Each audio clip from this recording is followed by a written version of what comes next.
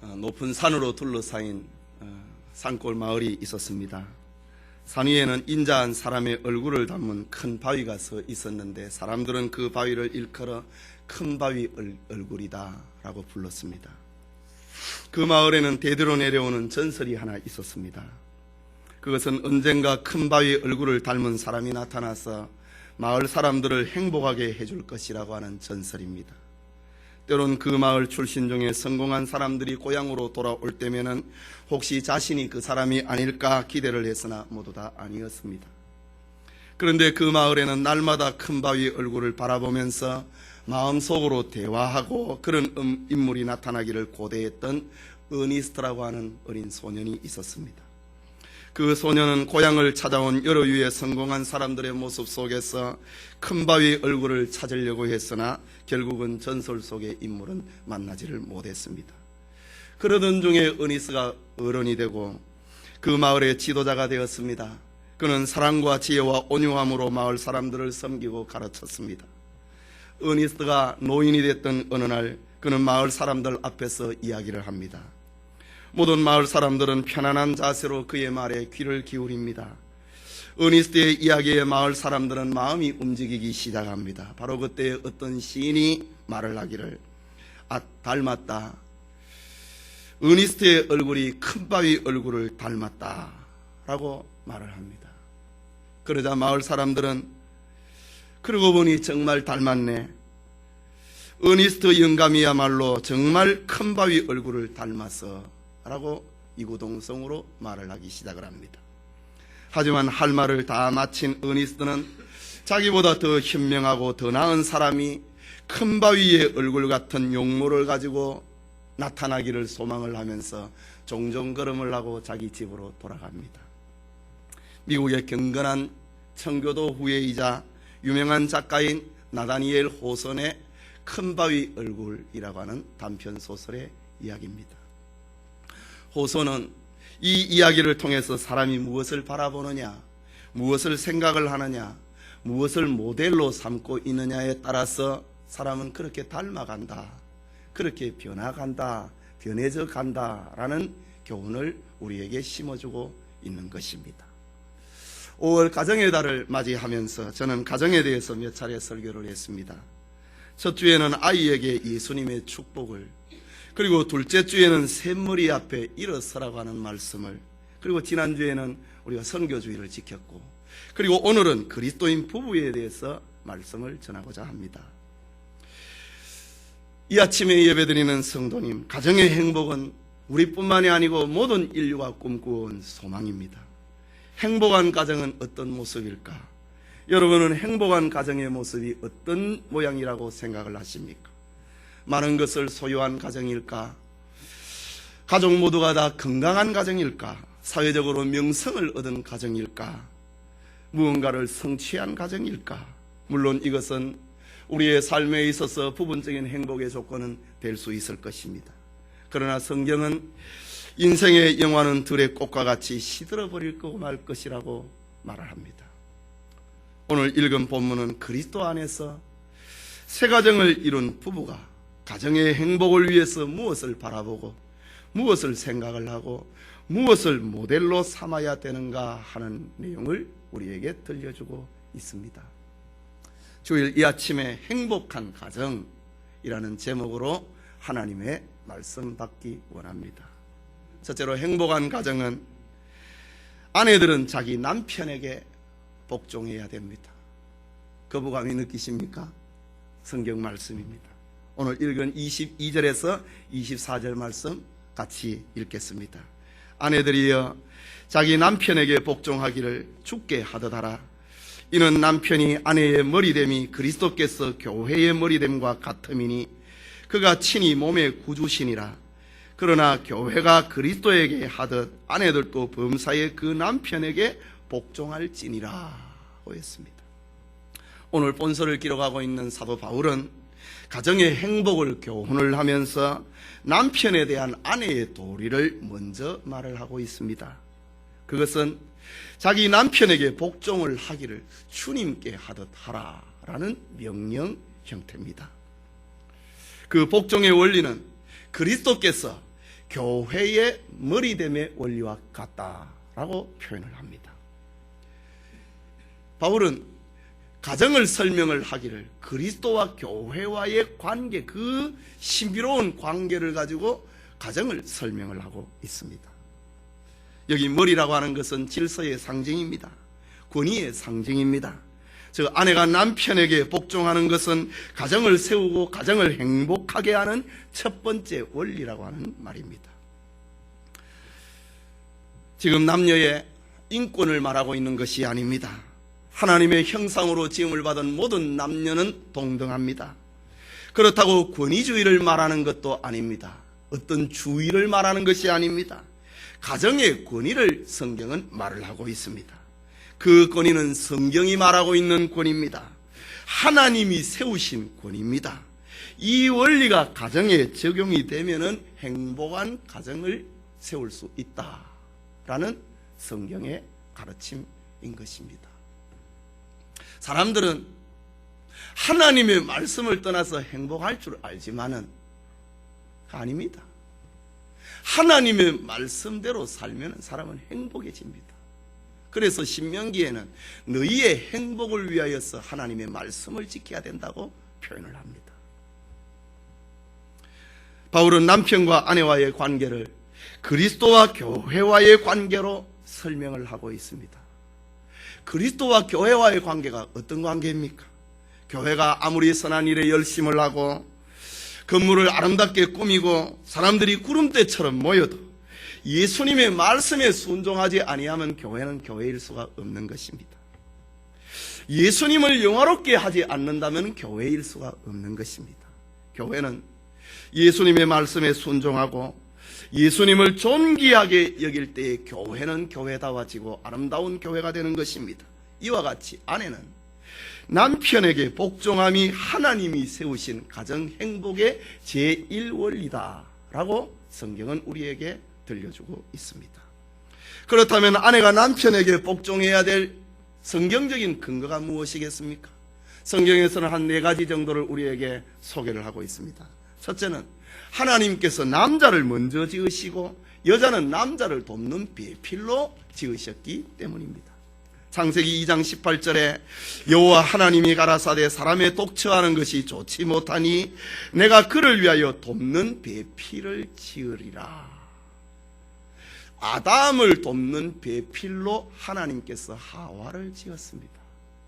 그렇기 때문에 돕는 배필은 먼저 지음을 받은 남자에게 복종해야 된다라는 말입니다.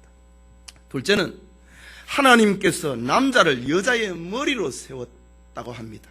고린도전서 11장 3절에 나는 너희가 알기를 원하노니 각 남자의 머리는 그리스도요 여자의 머리는 남자요 그리스도의 머리는 하나님이시니라.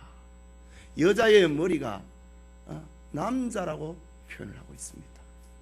그렇기 때문에 여자는 남편에게 복종해야 된다라는 말입니다. 셋째는 에덴 동산에서 타락할 때에 여자가 남자보다 먼저 꾀임을 받았기 때문입니다. 먼저 죄를 지었기 때문입니다. 디모데전서 2장 12절에서 14절에 여자의 가르치는 것과 남자를 주관하는 것을 허락지 아니하노니 오직 종용할지니라. 이는 아담이 먼저 지음을 받고 하와가 그 후며 아담이 꾀임을 보지 아니하고 여자가 꾀임을 보아 죄에 빠졌음이니라고 했습니다. 남자의 주관하는 것을 허락지 않는다고 했습니다. 그러면은 여자가 사회에서 장관도 못하고 대통령이나 수상도 못하라는 말인가? 그 말이 아닙니다. 사회에서는 어떤 일이든지 할 수 있습니다. 그러나 가정에서는 남편을 머리로 삼아야 된다라는 성경의 가르침입니다. 또 하나는 남자에게서 여자가 낫기 때문입니다. 고린도전서 11장 8절에 남자가 여자에게서 난 것이 아니요 여자가 남자에게서 났으며 라고 했습니다.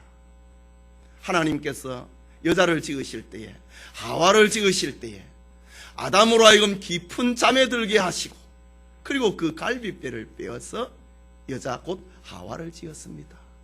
하와는 남자를 통해서 지음을 받았기 때문에 여자는 그렇게 남편에게 복종해야 된다라는 성경의 가르침입니다.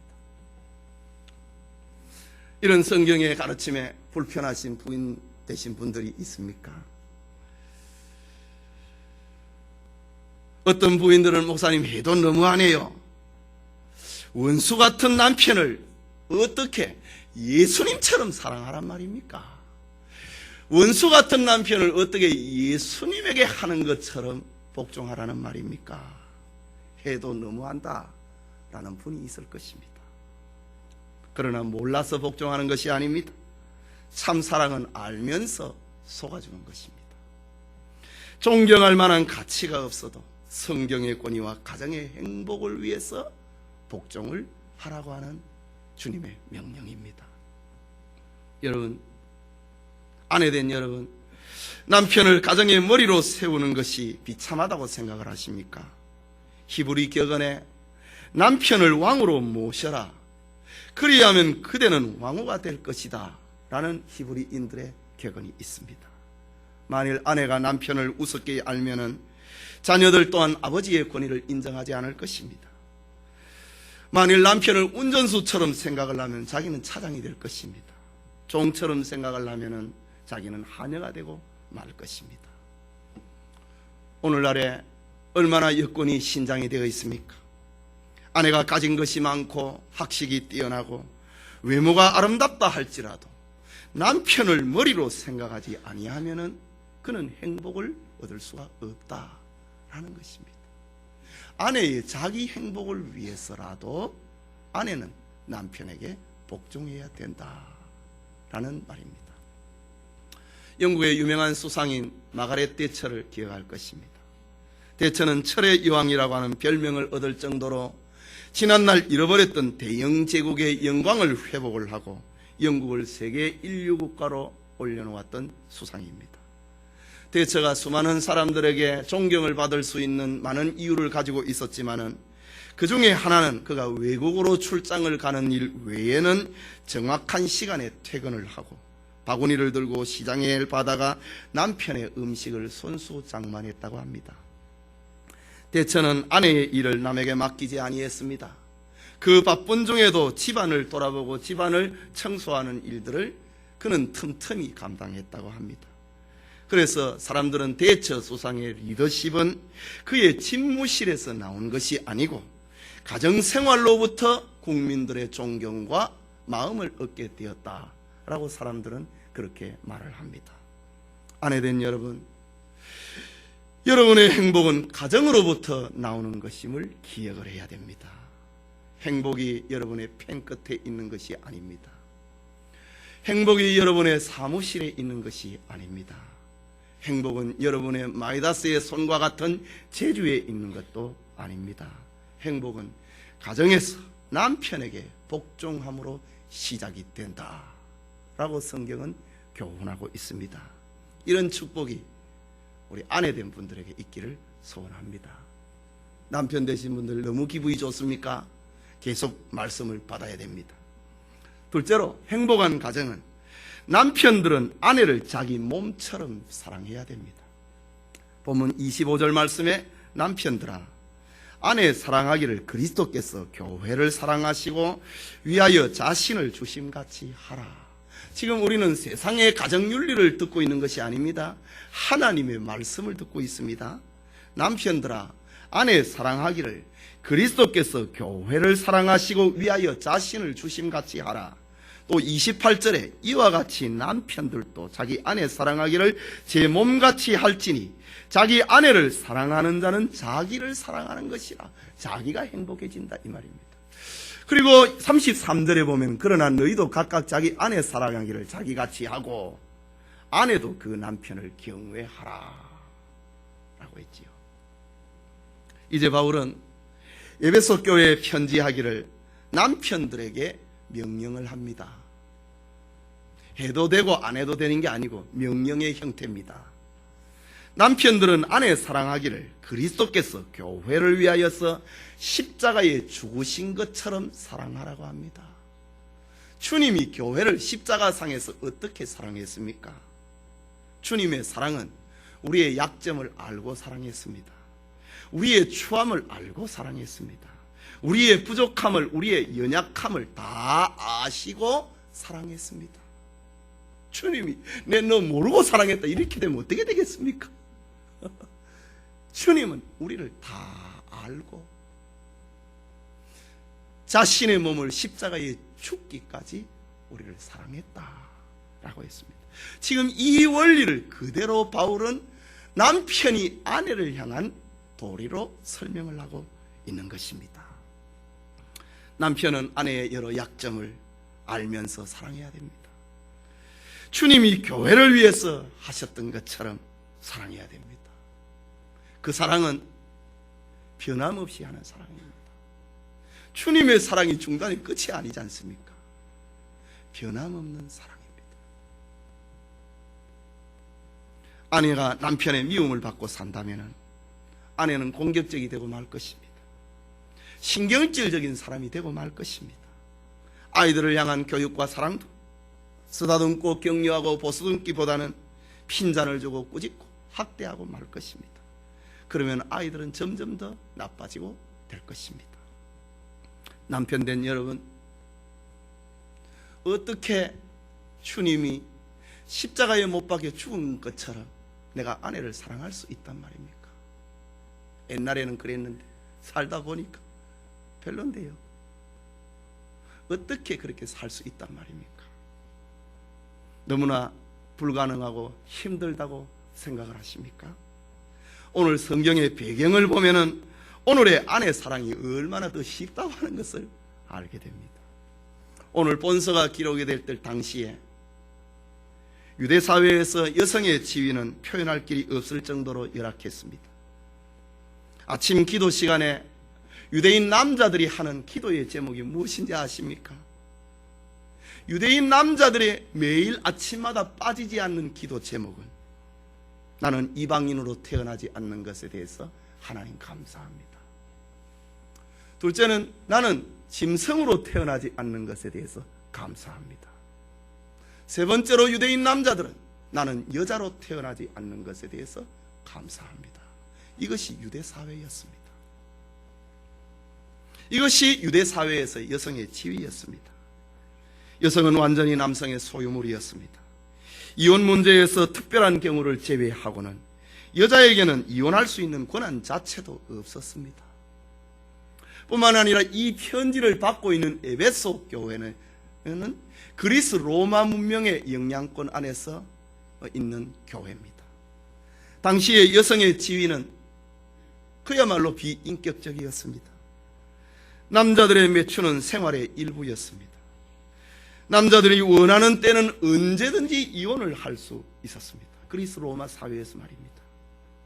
이런 사회에서의 여성의 사회적인 지위는 집을 지키고 아이를 돌보는 가정부에 불과했습니다. 당시 여자는 남자의 쾌락과 밤의 어두운 문명에서 고통을 받고 있는 시대였습니다. 이런 사회 속에서 사도 바울은 그리스도인 남편들에게 명령하고 있습니다. 남편들아, 아내 사랑하기를 그리스도께서 교회를 사랑하시고 위하여 자신을 주심같이 하라. 남편들도 자기 아내 사랑하기를 제 몸같이 할지니 자기 아내를 사랑하는 자는 자기를 사랑하는 것이니라. 정말로 감당하기 힘든 시대였습니다. 오늘날의 남편들보다 훨씬 더 받아들이기 힘든 시대였습니다. 그러나 그리스도인은 하나님의 자녀라고 하는 새로운 축복을 받았다. 하나님의 자녀라고 하는 이 축복을 받았으니 이제 새로운 가정을 꾸려야 된다. 윤리 생활로 거듭나야 된다 라는 말입니다. 구원받은 남자는 그 가정에서 창조의 원리로, 하나님이 제정하신 가정의 원리로 돌아가야 된다라고 하는 것입니다. 그리스 로마 사회에서 너무나 힘든 일이었습니다. 그러나 그렇게 하라라고 명령하고 있습니다. 이 말은 아내는 이용의 도구가 아니라는 말입니다. 아내는 세상에 살면서 남편의 쾌락을 채워주고 자녀를 낳아주고 집안 청소를 하거나 남편의 뒷바라지를 해주는 도구가 아니라는 말입니다. 아내는 하나님의 은혜 아래서 구원받은 한 인격이 되었다고 하는 새로운 윤리의식입니다.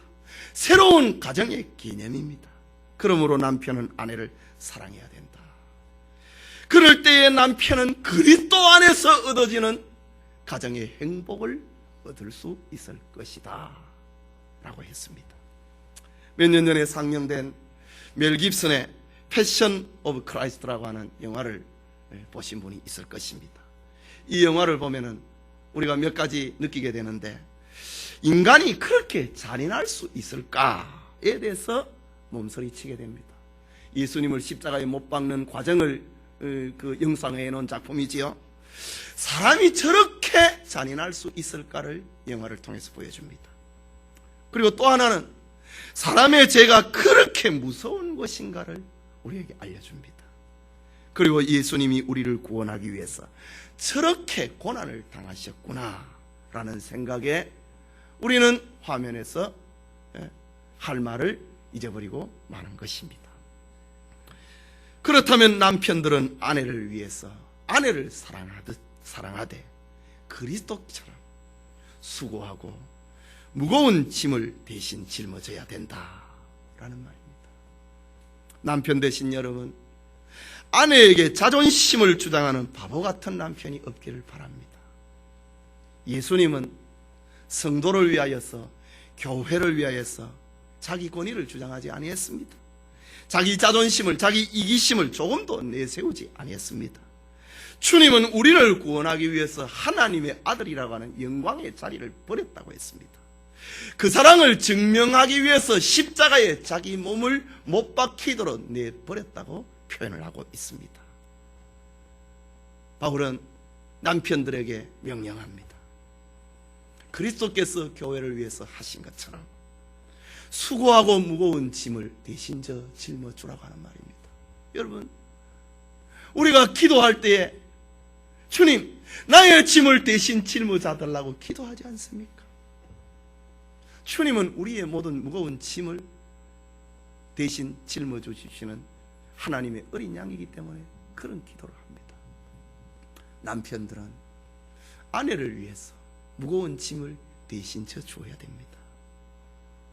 아내를 편안하게, 아내를 행복하게, 아내로 하여금 은혜로운 생활을 할 수 있도록 도와주어야 됩니다. 계속해서 바울은 남편들이 아내 사랑하는 방법을 다시 이해를 시키고 있습니다. 그리스도의 사랑 너무 힘드냐 깨닫기 쉬운 방법이 있다. 네 몸처럼 사랑하라 라고 오늘 성경은 말을 합니다. 사람들은 본능적으로 자기를 위합니다. 본능적으로 자기를 만족시키려고 합니다. 본능적으로 자기를 보호하려고 하는 그런 것이 있습니다. 이것처럼 남편들은 아내를 보호하고 편안하게 하고 돌보아주고 필요한 것을 채워주어야 된다고 하는 말입니다. 오늘 예배드리는 모든 남편들이 아내를 이렇게 사랑하고 아내의 사랑을 통해서 행복한 가정을 세울 수 있기를 바랍니다. 마지막으로 행복한 가정은 부모를 떠나 부부가 연합하는 가정입니다. 행복한 가정은 행복한 부부에서 시작이 됩니다. 그런데 바울은 이런 행복의 원리를 부모를 떠나는 독립에서 시작된다고 교훈합니다. 본문 31절의 말씀입니다. 이러므로 사람이 부모를 떠나 그 아내와 합하여 그 둘이 한 육체가 될지니 이 비밀이 크도다. 내가 그리스도와 교회에 대하여 말하노라. 주님과 우리와의 그 연합, 신비로운 연합이 얼마나 소중하고 얼마나 신비롭고 얼마나 보배로운 것입니까? 그래서 오늘 성경은 그리스도와 교회와의 연합을 비유로 들어서 남편과 아내의 연합을 설명을 하고 있습니다. 부부의 독립은 신구약 성경에서 말하고 있는 일관된 교훈입니다. 창세기 2장 24절에 하나님께서 아담과 하와를 지으시고 혼인 주례를 하시면서 하신 말씀, 이러므로 남자가 부모를 떠나 그 아내와 연합하여 둘이 한 몸을 이룰지니라고 했습니다. 마태복음 19장 5절에는 예수님께서도 말씀하셨습니다. 이러므로 사람이 그 부모를 떠나서 아내에게 합하여 그 둘이 한 몸이 될지니라 하신 것을 읽지 못하였느냐라고 표현하고 있습니다. 여기 사람의 부모를 떠난다 라고 하는 이 말은 인간관계의 단절을 의미하는 것이 아닙니다. 개인주의를 말하는 것이 아닙니다. 바로 새가정의 독립을 의미하고 있는 것입니다. 부모는 새로운 인생을 시작하는 자녀의 행복을 위하여서 떠나보내야 된다고 하는 말입니다. 자식은 부모의 도움이 없이 육체적으로 경제적으로 독립하는 성숙한 인격체를 갖추어야 된다고 하는 말입니다. 이런 원리는 어느 한쪽으로만 안 됩니다. 부모와 자녀 모두가 다 인정을 해야 됩니다. 젊은이가 새 가정을 이루게 되면 부모의 정신적인 도움이 지속적으로 필요한 것은 사실입니다. 그러나 부모는 자녀들 사이에, 그 부부 사이에 절대로 끼어들어서는 안 됩니다. 이것이 바로 하나님이 세우신 가정의 신비입니다. 그래서 그 비밀이 크도다. 내가 그리스도와 교회에 대하여 말하노라. 그리스도와 교회처럼 부부의 비밀이 크다 이거지요. 절대로 부모는 자식들의 그 사이에 끼어들어서는 안 된다라는 말입니다.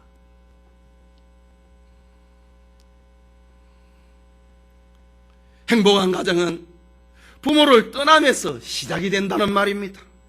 독립되지 아니하면 행복한 가정을 이룰 수가 없습니다. 물론 우리는 예외가 있습니다. 부모가 연로하시거나 홀로 되셨거나 몸이 아프신 경우에 모시고 함께 당연히 살아야지요. 그러나 이런 경우에도 가정이 독립적으로 존재해야 된다. 같이 살아도, 한 울타리 안에 살아도 그 새 가정은 독립적으로 존재해야 된다라는 것이 성경의 가르침입니다. 여러분, 부모를 공경한다고 하는 것과 부모의 영향권 안에 있다고 하는 것은 전혀 다른 말입니다. 여러분은 마땅히 부모를 공경해야 됩니다. 하지만 행복한 가정을 세우기를 원한다면 부모의 영향에서 독립할 수 있는 성숙한 인격을 갖추어야 됩니다. 미국의 어떤 교회에서는 젊은 부부가 결혼을 할 때에 주례를 하지요. 그때 신랑과 신부가 서약을 하는 것이 그 핵심 아닙니까? 클라이막스 아닙니까? 그 신랑과 신부가 서약을 하기 전에 부모님을 일어나게 하고 이런 질문과 서약을 받게 하는 교회가 있습니다. 먼저 신랑 부모에게 묻습니다. 사랑하는 부모님, 앞으로 사랑하는 아들이 결혼한 후에 아들과 며느리 사이에 중간에 서지 않기로 서약합니까? 신랑 부모에게 하는 서약입니다. 신부 부모에게 묻습니다. 사랑하는 딸이 한 남자에게 시집을 가서 한 가정을 이루게 될 텐데 그 딸을 진정으로 부모의 슬하에서 떠나보내 주시며 당신의 딸과 사위 사이에 중간에 서지 않기로 서약하십니까? 이런 서약을 받는 교회가 있습니다. 얼마나 멋진 서약입니까? 새 가정을 이루는 자녀의 행복은 저들 부부 사이에 아무도 끼어들어서는 안 된다고 하는 말입니다. 그야말로 둘이 합하여 한 육체가 되어야 되는 것입니다. 이것이 비밀이라고 했습니다. 그리스도와 교회와의 신비로운 연합, 신비로운 비밀처럼 새 가정을 이루는 가정의 비밀, 신비가 바로 여기에 있다. 부부 사이에 둘이 한 몸인데 그 사이에 끼어들면 어떻게 되겠습니까? 끼어들어서는 안 된다는 말입니다. 하지만 연합이라고 하는 말은 말처럼 쉬운 것은 아닙니다. 남편과 아내는 모두 다 자기의 개성이 있습니다. 부모로부터 물려받은 가정의 문화와 환경이 있습니다. 전통이 있습니다. 그렇지만 저들은 다 인격적인 존재라고 하는 것을 기억을 해야 됩니다. 어느 한쪽으로 일방적인 강요를 하게 되면 그 가정은 결코 행복을 얻을 수가 없습니다. 이것이 하나님이 제정하신 가정의 행복의 원리입니다. 그 둘 사이에 그 누구도 끼어들어서는 안 된다 라는 말입니다. 그래서 오늘 성경은 뭐라고 합니까? 사람이 부모를 떠나라고 교훈하고 있습니다. 사람이 부모를 떠나는 것이 행복한 가정의 모습이다라는 말입니다. 남편은 시댁으로부터 받은 개성이 있고 아내는 친정으로부터 받은 독특한 개성이 있습니다. 그렇기 때문에 피차 떠나야 되는 겁니다. 남편만 떠나면 안 되고 아내만 떠나면 안 되고, 우리나라는 유교적인 전통이 있기 때문에 아내만 떠나야 돼. 그거 성경 원리가 아니고 성경은 피차 떠나야 됩니다. 그리고 새롭게 시작해야 된다는 말입니다. 그것을 비밀이라, 그것을 신부다. 우리가 그리스도 밖에서 살 때 예수님과 더불어 우리가 그리스도인이 되고 주님을 신랑으로 모시고 사는 것처럼, 이런 신비로운 삶이 되는 것처럼 피차 떠나는 것입니다. 이 원리는 그리스도께서 하늘 영광의 보좌를 버리고 이 땅에 오셔서 교회와 더불어 성도와 더불어 사심을 통해서 나타났습니다. 떠나야 된다라는 말입니다. 데이비드 올슨 박사는 오늘의 이상한 가정을 네 가지로 표현을 했습니다. 하나는 혼돈된 가정, 경직된 가정, 유리된 가정, 밀착된 가정, 이 넷으로 구분을 했습니다. 먼저 혼돈된 가정은 가정에 질서가 없고 누가 아버지고 누가 자식인지 모르고 제멋대로 사는 가정이 혼돈된 가정이라고 했습니다. 경직된 가정은 지나치게 엄격해서 명령과 복종의 권위로 인해서 대화가 없는 가정, 명령으로 억압하는 아버지 앞에서 벌벌 떠는 가정, 폐쇄적인 가정, 이것이 바로 경직된 가정이라 했습니다. 또 셋째는 유리된 가정이라 했습니다. 뿔뿔이 흩어져서 가족의 정과 사랑과 일체감을 느끼지 못하는 가정을 두고 하는 말입니다. 이런 가정은 다 따로따로 놉니다. 명절이 되고 생일이 돼도 다 따로따로 노는 가정, 유리된 가정이라고 표현을 했습니다. 그리고 또 하나는 밀착된 가정입니다. 가족관계가 지나치게 밀착이 되어서 새 식구가 들어와도 끼어들 수 없는 가정, 너무 형제 우애가 강하기 때문에 시동생이 형수를 외면하는 가정, 부모에게 너무 효도한다고 부모의 말만 듣고 자기 아내를 구박을 하고 심지어 아내를 쫓아내는 남편, 이런 가정이 바로 밀착된 가정입니다. 그런데 여러분, 중요한 것은 대부분의 사람들이 다 이 네 곳의 가정의 형태 가운데서 성장을 한다고 하는 사실입니다. 그리고 젊은 날에 남녀가 만나서 새 가정을 이루게 됩니다. 그렇다면 행복한 가정을 이루기 위해서 부부는 무엇을 해야 되겠는가? 다 이런 자기 꼬리표를 가지고 성장을 해서 부부가 되었습니다. 어떻게 해야 되는가? 오늘 성경은 우리에게 말을 합니다. 사람이 부모에게서 떠나, 이런 네 종류의 가정의 형태, 어쩔 수 없이 자기의 성장 과정이 이 네 개의 형태 가운데 음으로 양으로 영향을 받을 수밖에 없는 이 형태 가운데서 가정을 새로 이루게 됩니다. 어떻게 해야 행복한 가정을 이룰 수 있을 것인가? 사람이 부모를 떠나야 된다라고 성경은 표현을 하고 있습니다. 사람이 부모를 떠나 그 아내와 합하여 그 둘이 한 육체가 되라. 새 가정을 이루라. 이것이 신비다. 우리가 하나님의 자녀가 되는 신비처럼 새 가정을 이루는 것이 신비다라고 표현을 하고 있습니다. 예배드리는 성도 여러분, 지난 21일 부부의 날을 맞이하면서 SBS에서 아주 흥미로운 조사 결과를 보도했습니다. 여러분 보신 적이 있습니까? 알콩달콩한 연애 시절을 거쳐 결혼했지만 막상 함께 살아보니 너무 다른 성격으로 부딪히는 남녀라는 조사입니다. 20년, 30년씩 남남으로 살던 부부는 결혼하자마자 서로 다른 집안 문화에 적응을 하느라고 갈등을 겪습니다. 그리고 40대 이후에는 경제적인 책임과 가사노동, 자녀 교육에 대한 역할 분담으로 인해서 다투게 되니 남편은 62%가, 부인은 74%가 결혼을 후회한다 라고는 그런 조사 보고서입니다. 이것이 어쩔 수 없는 오늘의 현실입니다. 오늘 우리가 살고 있는 우리나라의 현실입니다. 그래서 부부라고 하는 것은 10대에는 서로가 꿈속에 그리고 살고, 20대에는 서로 신나서 살고, 30대에는 서로 환멸을 참으며 살고, 40대에는 서로 체념하고 살고, 50대에는 서로 불쌍해서 살고, 60대에는 서로 없으면 안 되니까 살고, 70대는 서로 고마워서 산다고 하는, 지금까지 살아줘서 서로가 고마워서 산다고 하는 그런 풍자적인 이야기가 있습니다. 이것이 가정의 전부일까? 이것이 그리스도인 가정의 전부일까?